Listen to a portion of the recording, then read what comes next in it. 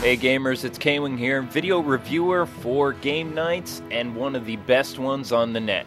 Now, the Destiny of Zorro I talked a little bit about on the last radio show, and I did mention that if you guys wanted to find out the final verdict on this game, then you had to watch the video review. The Destiny of Zorro is a Game Nights Entertainment video review exclusive. Well, whoopity-doo! Lucky us, right? This game is so bad. It makes E.T. on the Atari look like it was a masterpiece. I'm serious. Now, the premise of this game seems like a really good idea. I mean, think about it for a second. It's Zorro for the Wii. That sounds like an awesome video game. But sadly, this is another example of a great comic book character turned into a crappy video game. Now, I know what you're thinking. You don't believe me, right? Well, the controls are terrible, the gameplay makes me want to leap out of a tall building, and on top of all the horrible things about this game, the game was made to release in 2007. Our story begins with Zorro investigating a local Don, a mob boss, who's stealing cattle from a local mission and masquerading as a golden bull. Destiny is an adventure game with a lot of swashbuckling action. Actually, let me rephrase that. A lot of waggling the Wiimote and trying to look cool. Ha ha! Welcome to California in the 1800s. Now, Zorro's mission is to fight and snuff out injustice wherever he sees it. Pretty cool. Man, I wish Zorro would fight the injustice involved in making this game, though. Oh well. Zorro uses sword combat to defeat his many enemies, although it takes more than just swinging your sword around like a madman in order to win. Actually, it takes cunning and skill. Not really, you just swing the remote. See that green bar on the bottom left-hand side of your screen? That is known as your bravado meter. As you're weakening your opponent, the bar turns green. Now you can do one of two things. You can either attack with more tenacity by holding in the B button and swinging, or you can use Zorro's signature slashes by pressing the Z button and then repeating the gestures on screen with the Wiimote in order to do these slashes. Anyhow, somehow Zorro's main squeeze gets kidnapped and this game becomes your generic save your girlfriend type. Well, the concept is as follows. You fight against evil and tyranny, you protect the innocent and free those who have been in prison, and you do tons of slash attacks. Destiny expects the player to learn how to do the different slash attacks all the time. Now, this is more annoying than it is useful, really. Each move varies in its effectiveness, though you're better off just using the Z slash anyway. Mostly the whole point of this game is to rescue the love of Don Diego's life as well. So yay, save the princess! Zorro is your average waggle rock Wii game, which is good for the little caballero in your family and no one over the age of 6. It takes no skill to swing the Wiimote at all, and as a fan of Zorro myself, I was really disappointed with how this game was laid out. Whoopsies, I forgot to mention that you can use your whip by pressing the A button, and yes, the whip is very important because it knocks enemies away. Anyway, in order to use Zorro's special slash technique, you have to press the Z button. Then all you do is repeat the gesture on screen with the Wiimote. So, for example, you would draw a Z with the Wiimote, and that's basically it. Now, the gameplay for the most part seemed great, and, you know, swinging the Wiimote for your sword stuff and parrying and all that stuff, it was fun the first 5 minutes.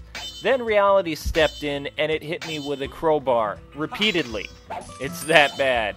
But the controls are the least of anyone's worries.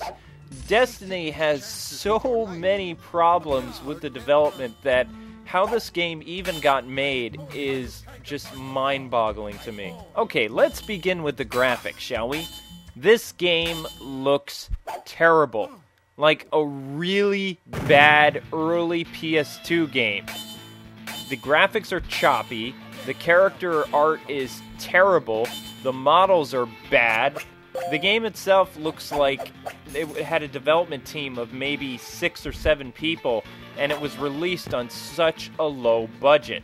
Zorro moves slow, he bumps into objects, you can't maneuver him, but that's just the tip of the iceberg. Zorro also will float in midair after whipping onto certain platforms.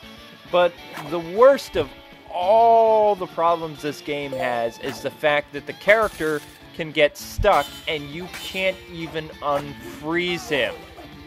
Unless, of course, your character dies. Great! That's it. You know what? I tried to be nice with this game, but the freezing, I mean, do you know how past that we are in games today? I mean, I just can't understand it. Look, I tried to be nice with this game, and Swag is always like, well, K-Wing, you look for the good parts in every single game you review. You know what, buddy? Today, I'm the bad guy, and it feels great. This game is an abomination. This game is so bad that I really don't want to talk about it. But since it's my job to do so, I'm going to let this game have it with all guns a-blazing. My other issues I have with this game are as follows. Where in blasted is Zorro's cape? And his trusted steed, Tornado. You can call this Zorro until you're blue in the face, but if anything, our hero looks like the Dread Pirate Roberts than Zorro.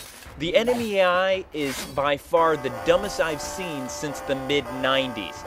Destiny has very few levels, and most of which last anywhere from 15 to 30 minutes.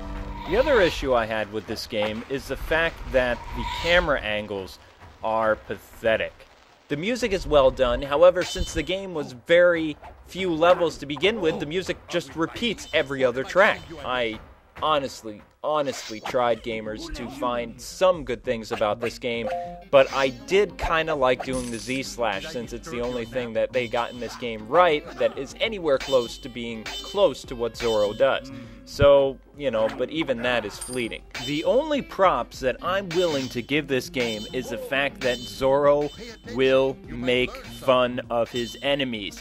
Yes! That is the only thing from Zorro that they seem to get right in this game. They may have got the Z-slash, and that's fun and everything, but the only reason I kept playing this game is to hear all the different ways that Zorro himself insults the bad guys, whether talking about that they need to bathe or their swordplay is crap, just all this stuff. It's hilarious to hear, and that is the only thing that kept me playing.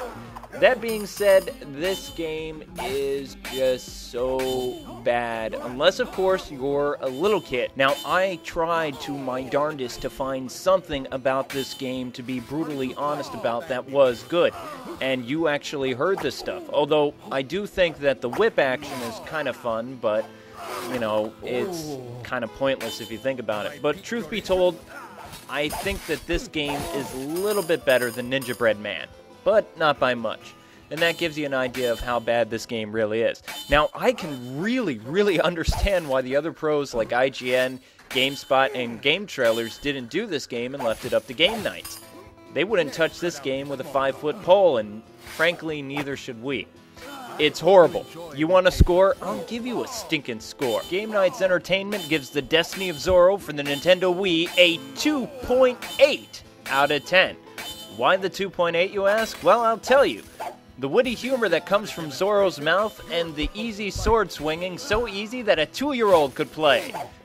And when this game is $20 or lower, then I would suggest picking it up for the little tyke in your family. But anyone who spends $40 on this game isn't very smart.